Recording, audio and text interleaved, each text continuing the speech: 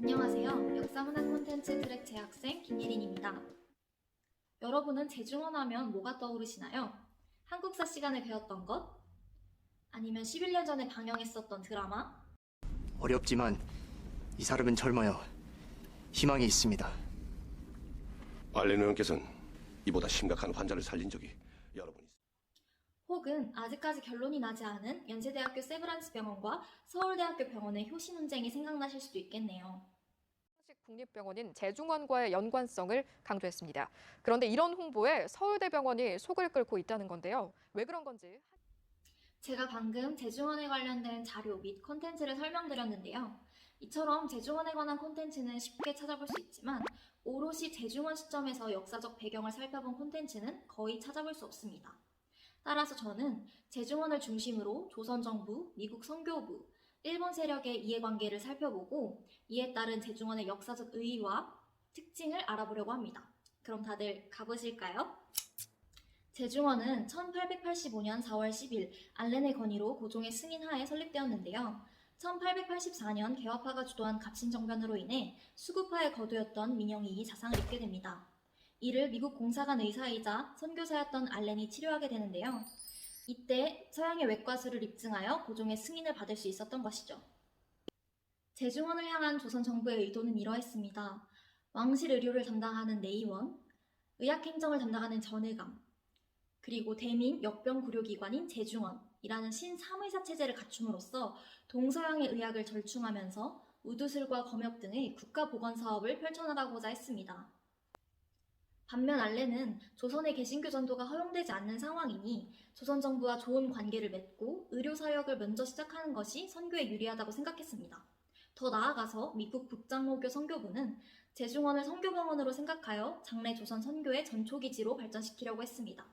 실제로 조선에 들어오려는 선교사는 제중원에서 일해야만 조선에 들어올 수 있었습니다. 각각 다른 의도를 가지고 설립한 제중원. 그 특징을 무엇이라 정의할 수 있을까요? 사실 고종의 허락하에 알렌이 설립했다. 아니다. 고종이 설립했다. 알렌은 도와주었을 뿐이다. 라는 논쟁이 있는데요. 이건 차치하고 제중원이 국문학적인 성격을 가진다는 것은 누구도 부인할 수 없는 사실입니다. 또 외과술의 큰 강점을 가진 제중원에서는 256명의 입원 환자 중 150여 명이 외과 수술을 받았으며 주로 말라리아, 나병, 종기와 같은 것을 치료했습니다. 대퇴골 절제 수술이나 척추 수술 같이 규모가 큰 수술도 행해졌는데요. 보고서에 따르면 1년 동안 1,460명의 환자를 치료했다고 합니다.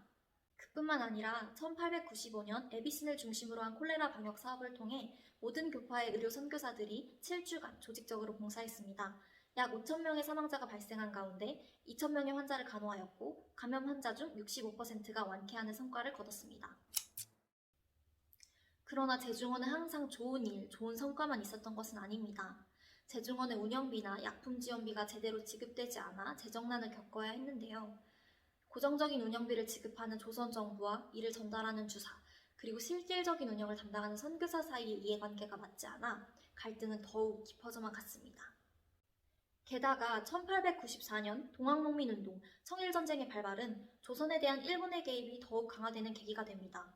8월 말 일본의 영향 아래 내각이 수립되면서 일본은 제중원 운영권에 관해 참여 의사를 내비쳤고 이는 조선 선교지부에 유리하게 작용했습니다.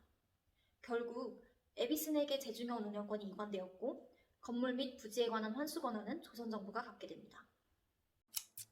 1876년 강화도 조약에서부터 1905년 을사늑약의 체결까지 조선 정부, 일본 세력, 미국 선교부는 각기 다른 목적으로 조선의 근대서구식 의료체제를 도입하려고 했습니다.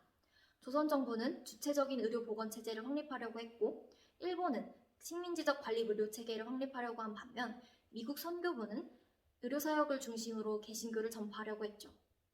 제중원은 의학사적, 종교적, 역사적으로 큰 의미를 가지고 있는데요.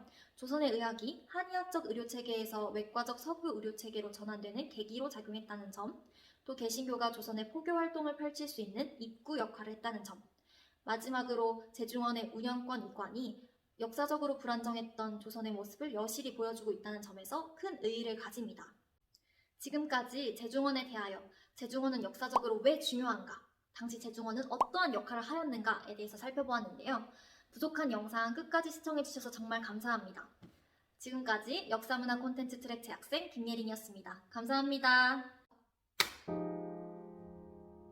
안녕하세요. 저는 식민지적 관리 분류 제재를 지금까지 역사문화 콘텐츠 트랙